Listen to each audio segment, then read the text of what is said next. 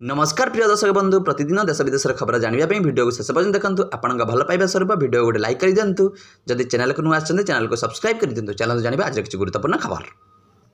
श्रीमंदिर में बारण हेब फोन श्रीमंदिर को संपूर्ण बारण हेब मोबाइल फोन कौन पुलिस किंबा सेवायत भी नहीं पारे मोबाइल आग को वाकेटेक व्यवस्था हे बोली कहे सुरक्षा सब कमिटी मुख्य बैठक पर सुरक्षा सब कमिटी मुख्य गिरीश चंद्र मुर्मू सूचना देते श्रीमंदिर भीतर बाहर सुरक्षा नहीं आलोचना होईपरि फायर सेफ्टी और इलेक्ट्रिक सेफ्टी उपर भी बैठक में फोकस दिया जाता। पूर्वतन सीएजी तथा श्रीमंदिर परिचालन कमिटी सदस्य गिरीश चंद्र मुर्मू अध्यक्षतार बस बैठक में सब कमिटर अन्य 8 सदस्य उपस्थित थे। परवर्ती खबर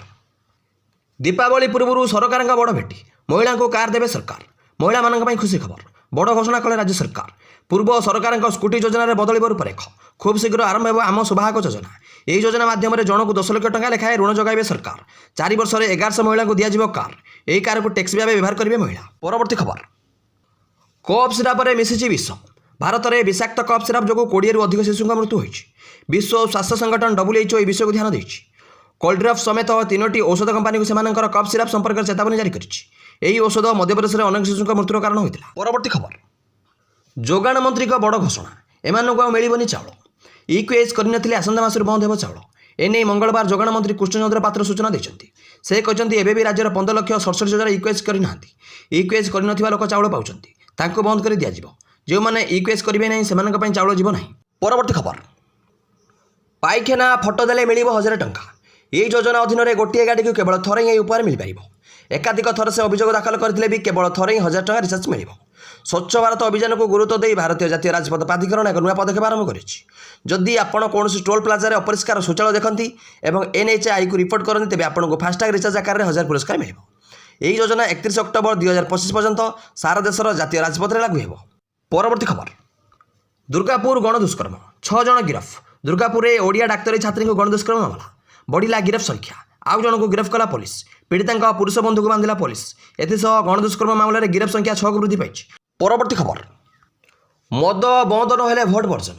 बेआईन मद बिक्री बंद नहेले ग्रामवासी भोट बर्जन चेतावनी उपनिर्वाचन को नहीं चर्चा में नुआपड़ू आसी एक रोचक खबर बेआईन मद बिक्री रोकने को एसपी ऑफिस घेराव कर शताधिक ग्रामवासी मद बिक्री बंद करा नगले उपनिर्वाचन भोट बर्जन करने को चेताई देते सदर ब्लक पावारतोला गाँव लोके गाँव बेआईन भाव मद बिक्री चलता बेले कली झगड़ा अपराध बढ़ुवा अभियोग होती तुरंत मद बिक्री को बंद करने दाबी गाँव शताधिक लोक एसपी ऑफिस घेराव कर। परवर्ती खबर